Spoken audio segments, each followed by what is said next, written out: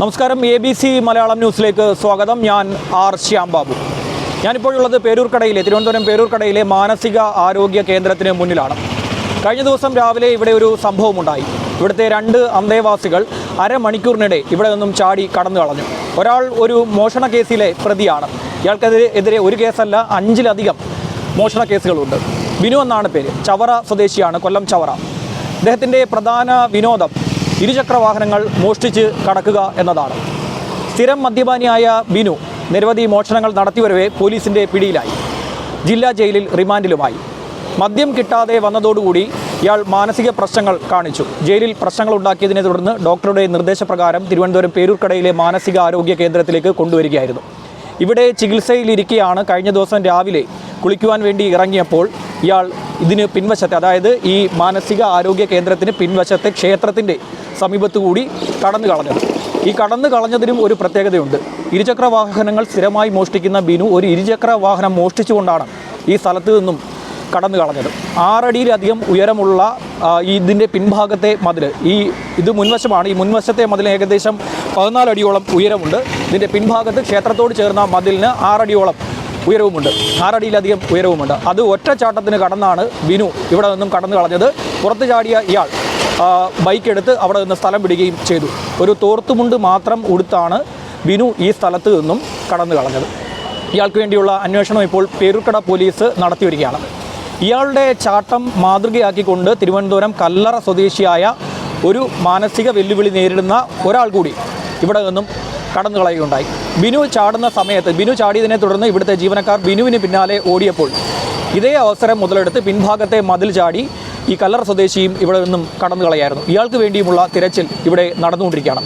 ഈ പേരൂർക്കട മാനസിക ആരോഗ്യ കേന്ദ്രത്തെക്കുറിച്ച് പറയുമ്പോൾ ഇവിടെ ഏകദേശം 25ലധികം സുരക്ഷാ ജീവനക്കാർ ഇതിനുള്ളിൽ പ്രവർത്തിക്കുന്നുണ്ട്. ഇവിടുത്തെ ചികിത്സയിലുള്ളവരുടെ സുരക്ഷിതത്വത്തിനും അവരെ കാക്കുന്നതിനും വേണ്ടിയാണ് ഇത്രയധികം സെക്യൂരിറ്റിയെ ഇവിടെ നിയോഗിച്ചിരിക്കുന്നത്.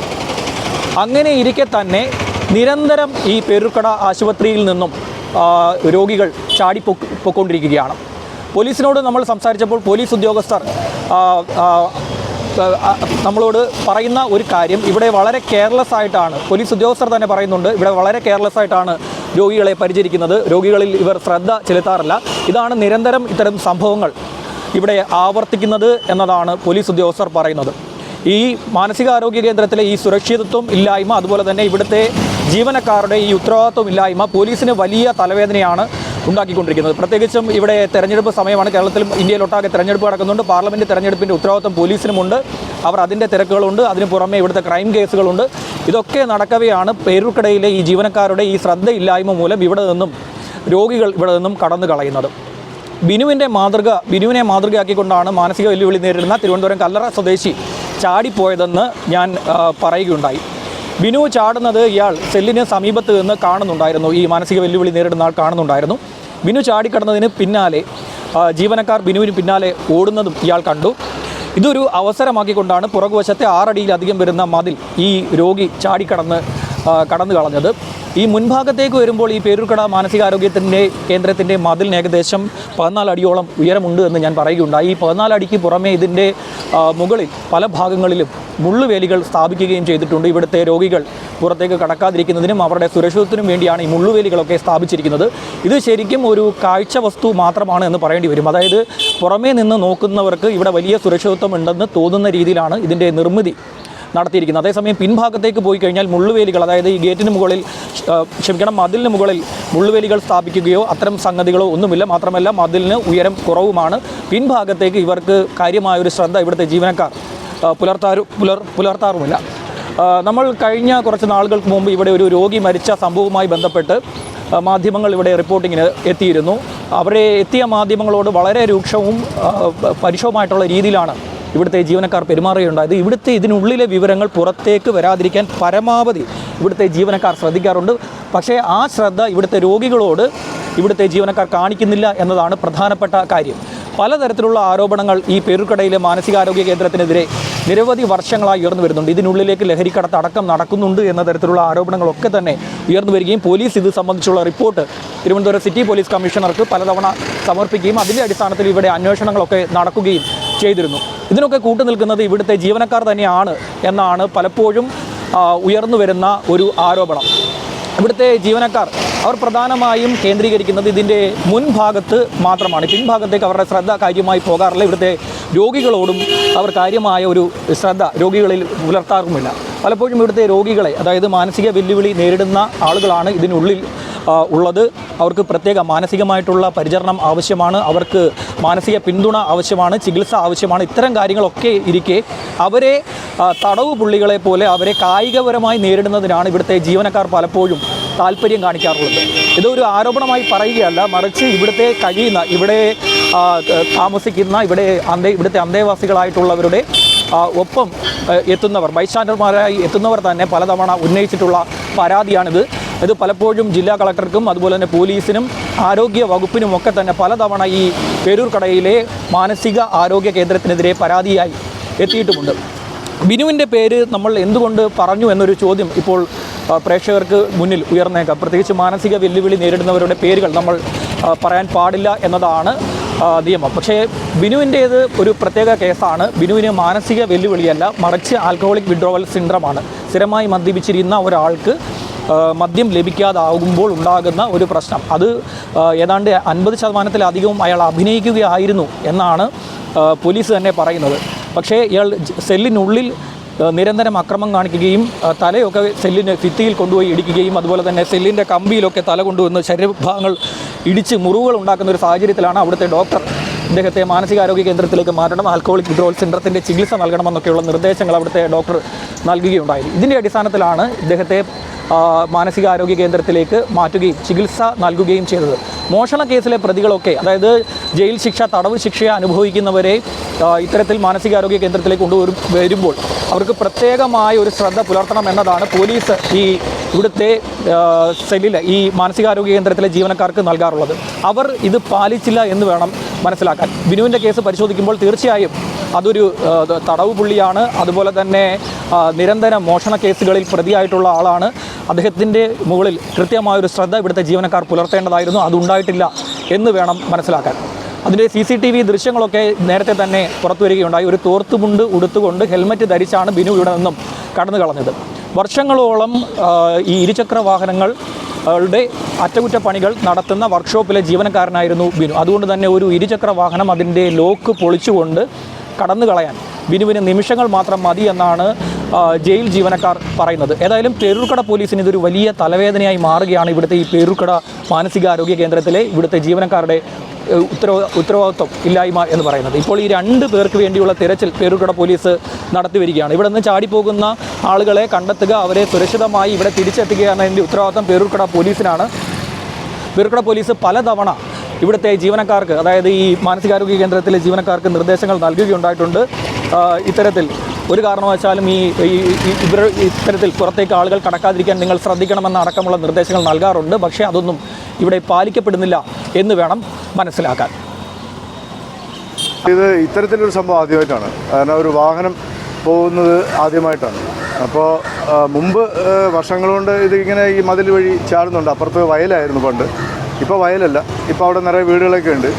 അപ്പോൾ ഇത് എങ്ങനെ സംഭവിച്ചു എന്ന് ചോദിച്ചാൽ നമുക്ക് വ്യക്തമല്ല. കാരണം ഇപ്പോൾ ഒരാൾ ചാടി അതിന് പുറകെ മറ്റൊരാളും ചാടി. ഇപ്പോൾ നിരന്തരം ഇത് സംഭവിച്ചു, ഇടയ്ക്കിടയ്ക്ക് ഇത് സംഭവിക്കാറുണ്ട്. ഈ ആൾക്കാരുടെ തുണികളൊക്കെ നനച്ചിട്ട് കഴിഞ്ഞാൽ ആ തുണികളൊക്കെ എടുത്തുകൊണ്ട് പോകാറുണ്ട്. ഇവർ ചാടുമ്പോൾ ചിലപ്പോൾ ഇവർക്ക് വസ്ത്രങ്ങളൊന്നും കാണത്തില്ല.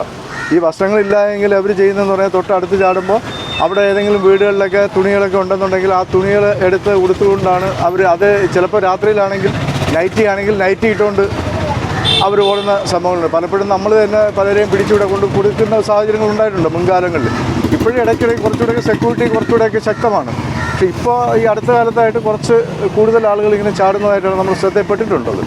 അത് നേരത്തെ നമ്മൾ പറയുന്നതെന്ന് പറയുന്നത് ഇപ്പോൾ ഒരുപാട് അനിഷ്ട സംഭവങ്ങൾ ഉണ്ടാകുന്നുണ്ട്. കുട്ടികളെ ഉപദ്രവിക്കുന്നതും അതുപോലെ മാലമോഷണം, പിടിച്ചു കയറി കുത്തിക്കൊല്ലുന്ന ഈ സംഭവങ്ങൾ നിരന്തരം നമ്മുടെ സമൂഹത്തിൽ ഉണ്ടായിക്കൊണ്ടിരിക്കുന്നു. ഒരുപക്ഷെ ഈ ഇവിടെ നിന്ന് ചാടുന്ന ആളുകൾ അവരുടെ കയ്യിൽ 5 പൈസ കാണത്തില്ല. അപ്പോൾ അവർക്ക് രക്ഷപ്പെടാൻ വേണ്ടി തൊട്ടടുത്ത് ചാടുമ്പോൾ തൊട്ടടുത്ത് കാണുന്ന ഏതൊരു വ്യക്തിയാണോ അവരെ ഉപദ്രവിച്ചുകൊണ്ട് അവരുടെ ശരീരത്തെ എടുത്ത് കഴിക്കുന്ന സ്വർണ്ണങ്ങളോ അല്ലെങ്കിൽ മറ്റെന്തെങ്കിലും സാധനങ്ങൾ പിടിച്ചു പറിക്കുന്ന സാഹചര്യങ്ങൾ ഉണ്ടാകാൻ സാധ്യതയുണ്ട്. അപ്പോൾ അതുകൊണ്ട് കുറച്ചുകൂടെ ഇതിൻ്റെ സെക്യൂരിറ്റി സംവിധാനങ്ങൾ കുറച്ചുകൂടെ ശക്തമാക്കണം എന്നാണ് നമുക്ക് പറയാനുള്ളത്. ഈ സംവിധാനം ഇന്നലെ ഇത് നടന്നതിന് ശേഷം തന്നെ ഇവിടെ വന്ന സൂപ്രണ്ടിനെയും ലേ സെക്രട്ടറിയെ കണ്ട് ഈ സംഭവം അവരുടെ ശ്രദ്ധയിൽപ്പെടുത്തി. അപ്പോൾ അവർ പറഞ്ഞു അത് ഞങ്ങൾ അറിഞ്ഞു കഴിഞ്ഞു, അവർ പോലീസിനെ ഇൻഫോം ചെയ്തിട്ടുണ്ട്, മേൽ നടപടികൾ സ്വീകരിക്കുന്നതാണ്. ഇതിന് പ്രധാന കാരണം ഒരു ഇതെന്ന് പറയുന്നത് ഈ മതിൽക്കെട്ട് ഇതിനകത്ത് നിന്ന് നോക്കുമ്പോൾ പൊക്കം കുറവാണ്, മറുസൈഡിൽ നല്ല താഴ്ചയുമാണ്. അപ്പോൾ ഇവിടെ നിന്ന് ഈ മതിൽ വഴി കയറി കഴിഞ്ഞാൽ അവിടെ മരങ്ങൾ നിൽപ്പുണ്ട്, ആ മരങ്ങൾ വഴി തൂങ്ങി ഇറങ്ങാൻ വളരെ സൗകര്യമാണ് പേഷ്യൻറ്റിന്. ഇത് മെൻ്റലി ഒരുപാട് ഡിപ്രസ്ഡ് ആയിട്ടുള്ള ആൾക്കാരല്ല ഈ ചാടുന്നത്, ഒരുവിധം ഈ നോർമലായിട്ടുള്ള കക്ഷികളാണ് ഇത് കൂടുതൽ ഈ ചാടുന്നത്. അപ്പോൾ അതുകൊണ്ട് തന്നെ ഈ ഒരുപാട് വരുന്ന പ്രശ്നങ്ങൾ ഒരുപാട് ഉണ്ടാകാൻ സാധ്യതയുണ്ട് തുടർന്ന്. ഇപ്പോൾ ഞാൻ പറഞ്ഞിരുന്നു കൊല്ലം ചവറ സ്വദേശിയായ ബിനു ചാടിക്കടക്കുന്നതിനെ മാതൃകയാക്കിയാണ് രണ്ടാമത്തെ ആൾ ഇവിടെ നിന്ന് ചാടിപ്പോയതെന്ന്. തിരുവനന്തപുരം കല്ലറ സ്വദേശിയായ യുവാവാണ് ഇവിടെ നിന്നും ചാടിക്കടന്നത്.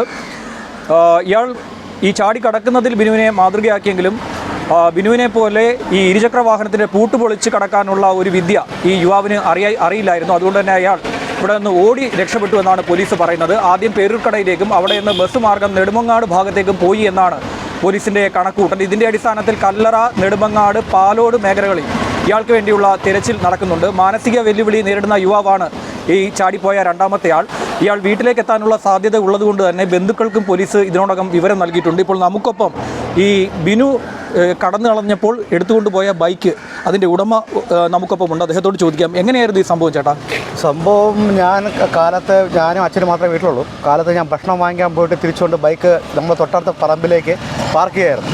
ഏകദേശം ഞങ്ങൾ പോയിട്ട് തിരിച്ച് ഞാൻ ജോലിക്ക് പോകാൻ വേണ്ടി തിരിച്ചിറക്കാൻ ബൈക്ക് കാണാനില്ലെന്ന് മനസ്സിലായത്. ഇതിൻ്റെ പിൻഭാഗത്താണോ വീട്? ബെൻഡിൽ ആശുപത്രിയുടെ ബാക്ക് സൈഡാണ് എൻ്റെ വീട്. അത് ഞങ്ങളുടെ പൊതുവഴിയാണ്, ഈ ദേവിനഗർ എന്നാണ് ആ ഏരിയയുടെ പേര്. ഇതിൻ്റെ മതിൽ വന്ന് നിൽക്കുന്ന എൻ്റെ വീട്ടിൻ്റെ പൊതുവഴിയിലാണ്. പുള്ളിക്കാരൻ അതിൽ നിന്നാണ് ഈ പ്രതിയെടുത്ത് ചാടിയെന്ന് എനിക്ക് തോന്നുന്നു. പോകുന്ന വഴിക്ക് എൻ്റെ ബൈക്ക് ഞാൻ പൂട്ടി വയ്ക്കുകയായിരുന്നു. ആ ബൈക്കിൻ്റെ താക്കോലും എൻ്റെ കയ്യിൽ തന്നെ ഉണ്ട്. പക്ഷേ ഹാൻഡിൽ ലോക്കായിരുന്നു. പുള്ളിക്കാരൻ ഒരു ബൈക്ക് മെക്കാനിക് എന്നാണ് എനിക്ക് തിരച്ചിൽ മൂലം എനിക്ക് അറിയപ്പെട്ടിരുന്നത്. പുള്ളിക്കാരൻ ആ ബൈക്ക് പൊളിച്ച് ഹാൻഡിൽ ലോക്ക് ചെയ്ത് സാധനം ബൈക്ക് എടുത്തുകൊണ്ട് പോയത് CC ഫുട്ടേജിൽ അതിൻ്റെ വീഡിയോ ഉണ്ടായിരുന്നു. എൻ്റെ വീടിന് നേരെ ഓപ്പോസിറ്റ് ഒരു ടെന്നീസ് കോർട്ട് ഉണ്ടായിരുന്നു, അവിടെ CC ക്യാമറ ഉണ്ടായിരുന്നു. പുള്ളിക്കാരൻ അതിൽ നിന്ന് ബൈക്ക് എടുത്ത് പോയ ദൃശ്യം അതിൽ പതിഞ്ഞിട്ടുണ്ട്. അത് പോലീസുകാർ അതിൽ നിന്ന് റെക്കോർഡ് ചെയ്തിട്ടുണ്ട്. പക്ഷേ ഇതിനു വേണ്ടി ഞാനും 2-3 ദിവസം കൊണ്ട് എൻ്റെ ബൈക്കിൻ്റെ പിറകിൽ തിരച്ചിലാണ്. പുള്ളിക്കാരൻ ചവറ ദേശം എന്നാണ് എനിക്ക് അറിയപ്പെട്ടിരുന്നത്. പക്ഷേ ഞാൻ ഇത് പോലീസിൽ റിപ്പോർട്ട് ചെയ്തതിലും പോലീസ് എന്നോട് സഹകരിക്കുന്നുണ്ട്. അവരും എനിക്ക് കുറേ കാര്യങ്ങൾ നിർദ്ദേശങ്ങളായിട്ട് നൽകി. അവർ പോകാൻ വഴിയിൽ ഏത് വണ്ടിയായിരുന്നു? എൻ്റെ കയ്യിൽ ബജാജ് പ്ലാറ്റിന 2007 മോഡൽ ബൈക്കാണ്. പക്ഷേ അത് എൻ്റെ തൊഴിലിന് അതില്ലാതെ എനിക്ക് തൊഴിൽ ചെയ്യാൻ പറ്റില്ല. ഞാൻ ഇപ്പോൾ 3-4 ദിവസം കൊണ്ട് ലീവിലാണ്. ആ ബൈക്കില്ലാതെ എനിക്ക് ജോലിക്ക് പോകാൻ പറ്റില്ല. അത് എനിക്ക് അന്നം തരുന്ന ഒരു സാധനമാണ്. അത് ചെറുതായാലും വലുതായാലും എൻ്റെ അന്നം തരുന്ന പറ്റില്ല. അത് ഞാൻ എങ്ങനെയായാലും ഞാൻ വിട്ടുകൊടുക്കില്ല. അത് എങ്ങനെയായാലും ഞാൻ കണ്ടുപിടിച്ച് തന്നെ തീരും. നമ്പർ കൂടി പറയാം. KL01 AQ 1975 ബ്ലൂ മോഡൽ പ്ലാറ്റിനയാണ് എൻ്റെ വണ്ടി. അവർ പോകുന്ന വഴിയിലേക്ക് ഞാൻ 2 ദിവസം കൊണ്ട് അതിൻ്റെ പിറകിലായിരുന്നു. ആളൊഴിഞ്ഞ സ്ഥലം, അത് പണി തീരാത്ത കെട്ടിടം, വേസ്റ്റ് തട്ടുന്ന സ്ഥലം, ആ ഭാഗത്തിലേക്ക് അല്ലെങ്കിൽ ചിലപ്പോൾ പെട്രോൾ തീരുമ്പോൾ വണ്ടി ഒതുക്കി വെച്ചിട്ട് പോകാനുള്ള സാധ്യത ഉള്ളതുകൊണ്ട് ഞാൻ ആ ഏരിയ കംപ്ലീറ്റ് 2-3 ദിവസം കൊണ്ട് കവർ ചെയ്തുകൊണ്ടിരിക്കുകയാണ്. ഇന്നും അതിനുള്ള തിരിച്ചലിന് വേണ്ടി ഞാൻ കാലത്ത് ഇറങ്ങിക്കൊണ്ടിരിക്കുകയാണ്. എൻ്റെ ബൈക്ക് തിരിച്ചിടണമെന്നാണ് എൻ്റെ ആഗ്രഹം. ആരെങ്കിലും എവിടെയെങ്കിലും ഇതിനെക്കുറിച്ച് വിവരം കിട്ടുകയാണെങ്കിൽ എൻ്റെ ബൈക്കിൻ്റെ വിവരം എത്രയും പെട്ടെന്ന് പോലീസിൽ അറിയിക്കുക. എനിക്ക് എൻ്റെ ബൈക്ക് തിരിച്ചു വേണം. ഈ ചേട്ടൻ്റെ ആഗ്രഹിച്ചു വാങ്ങിച്ച ഒരു ബൈക്കാണ്, അദ്ദേഹത്തിൻ്റെ ഉപജീവന മാർഗത്തിൻ്റെ ഭാഗമാണ് ആ ഇരുചക്ര വാഹനം. ആ വാഹനവുമായിട്ടാണ് ബിനു ഇവിടെ നിന്നും കടന്നു കളഞ്ഞത്. സ്ഥിരമായി ഇങ്ങനെയുള്ള കാര്യങ്ങൾ ഇവിടെ സംഭവിക്കുന്നു. സ്ഥിരം നടക്കുന്ന കാര്യങ്ങളാണ്. സ്ഥിരം ഇതേപോലെ പ്രതി അവിടെ ചാടുകയും ചിലർ രക്ഷപ്പെടുകയും ചിലർ തന്നെ അവർ പിടിച്ചുകൊണ്ട് വരികയും ചെയ്യുന്നുണ്ട്. പക്ഷേ ഇതിലെ ഒരു ബൈക്കിലോട് അത് തീർന്നു കുഴപ്പമില്ല. ഇപ്പോഴാണ് ഈ സ്കൂൾ വെക്കേഷനും കാര്യങ്ങളും ബാക്കിൽ കംപ്ലീറ്റ് വീടും കാര്യങ്ങളുണ്ട്. സ്ത്രീകളും ചെറിയ കുട്ടികളാണ് അവിടെ വെളിയിൽ നിന്ന് കളിക്കുന്ന അകത്തിരിക്കുന്നത്. ഇപ്പോഴത്തെ മെൻ്റൽ പേഷ്യൻ്റ് ആൾക്കാരും മൈൻഡ് പ്രശ്നം വരുന്ന ആൾക്കാരല്ല, ഡ്രഗ്സിന് അനുഭവപ്പെട്ട് വരുന്നതാണ്. ഡ്രഗ്സ് ഇല്ലാത്ത ആൾക്കാർ അല്ല വയലൻസ് പോകുന്ന ആൾക്കാരാണ് ഇവിടെ ഏറ്റവും കൂടുതൽ മെൻ്റൽ ആശുപത്രിയിൽ അകപ്പെടുന്നത്. അവർ ചാടി ഓടുന്ന രീതിയിൽ എന്തെങ്കിലും അപകടം അല്ലെങ്കിൽ എന്തെങ്കിലും സംഭവിച്ചപ്പോൾ മാധ്യമത്തിൽ കാണണം മാല പൊട്ടിച്ച് ഓടുന്നത്, വഴിയിൽ നിന്ന് അക്രമസക്തമായ കോപങ്ങൾ കാര്യങ്ങൾ പത്തിയാണ്ടി ഭീഷണിപ്പെടുത്ത അങ്ങനെ കാര്യങ്ങളൊക്കെ ഉണ്ട്. നാളെ ഒരു കാലത്ത് ഇത് ബൈക്കോടെ പോയി നാളെ ഒരു കാലത്ത് ഒരു ജീവനായിരിക്കും പോകുന്നത്. അതിന് മുന്നോടിയായിട്ട് ഇതിന് തടുക്കണമെന്ന ലെവലിലാണ് ഞാൻ ഇതിവിടെയുള്ള ലേ സെക്രട്ടറിക്കും ഇവിടെ സൂപ്രണ്ടും ഞാൻ ഇതിനുള്ള എൻ്റെ സുഹൃത്തായ മുൻഭാഗത്തൊക്കെ ഈ വേലിയൊക്കെ സ്ഥാപിച്ചിട്ടുണ്ട്. അത് പിൻഭാഗത്തൊക്കെ ഒന്നുമില്ലല്ലോ. വേലി സ്ഥാപിച്ചിട്ടുണ്ടെങ്കിലും ആശുപത്രിയുടെ പകുതി ഭാഗം മണ്ണിട്ട് പൊക്കിയും ഞങ്ങളുടെ ഭാഗം മണ്ണിട്ട് താഴ്ത്തുകൊണ്ടിരിക്കണം. അപ്പോൾ ഇവിടുന്ന് ഹൈറ്റിൽ ചാടി നേരെ അപ്പുറത്ത് ഇറങ്ങി ഓടാനുള്ള സാധ്യതയുണ്ട്. അതിനോട് ചേർത്ത് തന്നെ ഒരു മരമുണ്ട്. ഈ ചാടി ഈ മരത്തിൽ പിടിച്ച് ആ മരം വഴി അപ്പുറത്ത് ഇറങ്ങി സുഖമായിട്ട് രക്ഷപ്പെടാം. അത്രയും മൈൻഡിലായിട്ടുള്ള അത് വാച്ച് ചെയ്ത ഒരാൾക്ക് അതിനെക്കുറിച്ച് പറ്റുള്ളൂ. അത്ര മെൻ്റലായിട്ട് അത് പോകണം. എന്തൊക്കെ ഉണ്ട് ഏതൊക്കെ ഉണ്ട് അതിൻ്റെ രീതിയിൽ പോയാലേ രക്ഷപ്പെടാമെന്നുള്ള മൈൻഡ് ആദ്യമേ ആ പുള്ളിക്കാരൻ അതിനുള്ള പ്ലാനിങ് നടത്തിയിട്ടുണ്ട്. അതുകൊണ്ടാണ് ഒരാളെ കൊണ്ട് പെട്ടെന്ന് അത് ചാടി കിടക്കാൻ പറ്റില്ല. പ്ലാനിങ് നടത്തിയതുകൊണ്ടാണ് പെട്ടെന്ന് ആ പുള്ളിക്കാരൻ അത് അവിടെ രക്ഷപ്പെട്ടു പോയിരിക്കുന്നത്. ചേട്ടാ ഒരിക്കൽ കൂടി ആ വണ്ടിയുടെ നമ്പർ എന്ന് പറഞ്ഞാൽ പ്രേക്ഷകർക്ക് ശ്രദ്ധയിൽപ്പെടുകയാണെങ്കിൽ ഈ വാഹനത്തിൻ്റെ നമ്പർ അദ്ദേഹം പറയും. നീല നിറത്തിലുള്ള പ്ലാറ്റിനയാണ്. അദ്ദേഹം ആ നമ്പർ ഒരിക്കൽ കൂടി പറയും. എൻ്റെ വണ്ടി Bajaj Platina blue colour KL01AQ 1975 എൻ്റെ ബൈക്കിൻ്റെ നമ്പർ. എൻ്റെ ബൈക്ക് എവിടെയെങ്കിലും വെച്ച് കണ്ടുവേണമെങ്കിൽ ആരെങ്കിലും ഉണ്ടെങ്കിൽ ദയവായിട്ട് അടുത്തുള്ള പോലീസ് സ്റ്റേഷനിൽ അറിയിക്കണം. ഇതിൻ്റെ പുറത്ത് നിന്ന് നോക്കുമ്പോൾ ഇതൊരു വലിയ മതിലായിട്ട് തോന്നും. അതേസമയം പിൻഭാഗത്തേക്കൊക്കെ പോകുമ്പോൾ അവിടെ മണ്ണിട്ട് പൊക്കിയിട്ടുണ്ട്. അതിനു പുറമെ ഈ മതിലിന് അരികിൽ തന്നെ മരങ്ങളുണ്ട്. ഈ മരങ്ങളിലൂടെ എളുപ്പത്തിൽ ചാടി കടക്കാൻ സാധിക്കും. ഇത് വളരെ കൃത്യമായി പ്ലാൻ ചെയ്ത് എളുപ്പത്തിൽ രക്ഷപ്പെടാൻ പറ്റുന്ന ഒരു സാഹചര്യമാണ് ഇതിനകത്ത് ഉള്ളത് എന്നതാണ് പുറത്തു നിന്ന് നമുക്ക് മനസ്സിലാക്കാൻ സാധിക്കുന്നത്. തീർച്ചയായും ഇക്കാര്യത്തിൽ ഇവിടുത്തെ ജീവനക്കാർക്കെതിരെ ഒരു നടപടി ആവശ്യമാണ് എന്ന് വേണം മനസ്സിലാക്കാൻ. കാരണം തുടർച്ചയായി കാര്യം ഇവിടെ സംഭവിക്കുന്നുണ്ട്. നേരത്തെ ബൈക്ക് നഷ്ടപ്പെട്ട ഒരു ചേട്ടൻ നമ്മളോട് വാഹനത്തിൻ്റെ നമ്പറൊക്കെ പറഞ്ഞിരുന്നു. ആ വാഹനം ശ്രദ്ധയിൽപ്പെടുകയാണെങ്കിൽ തീർച്ചയായും പ്രേക്ഷകർ ഉടൻ തന്നെ അടുത്തുള്ള പോലീസ് സ്റ്റേഷനിൽ ഈ വിവരം അറിയിക്കുക. നന്ദി. കൂടുതൽ വാർത്തകളും വിശേഷങ്ങളും നിങ്ങളിലേക്ക് എത്താൻ ABC മലയാളം സബ്സ്ക്രൈബ് ചെയ്യുക, ബെൽ ബട്ടണും അമർത്തുക.